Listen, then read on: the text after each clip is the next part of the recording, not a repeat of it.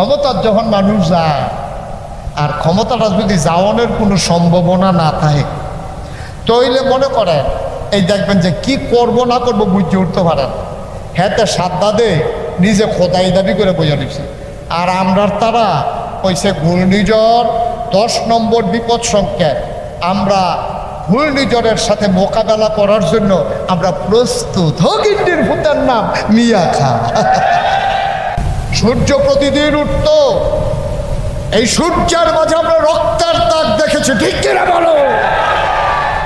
আমরা দেখেছি প্রতিটা দিন হয় মায়ের কান্নায় দিনগুলো বিষাদময় হয়ে যায়। আমরা বাতাসে আকাশে আমরা চিৎকার ধ্বনি শুনেছি, নির্ঘুম রাত কেটেছে মানুষের। এমন অনেক বাচ্চা আছে তার বাবা আছে না মরে গেছে সেই বাচ্চাও জানে না, ঠিক কিনা বলো? এটা ঘূর্ণিঝড়ে বিলে ডরে এগুল দিয়ে বিলে গেছে গা।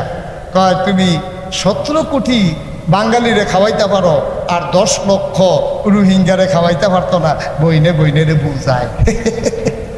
টাইম পাইবা মাত্র 45 মিনিট, এর ভিতরে দেখবা কারবার ঘুরতে গেছে।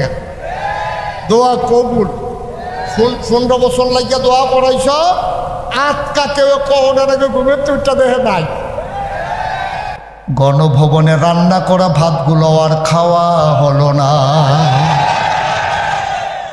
এখন একদল রাজা যে গেল, এখন আরেক দল তো আইব। যারা আইব তারা কি টেনশন কমছে না বাড়ছে রে? যারা এখন নতুন করে ক্ষমতায় যাবে আগের তারার মতো ভুল করলে পরিণতি আর চাইতে আরো ভয়াবহ হবে, ঠিক কিনা?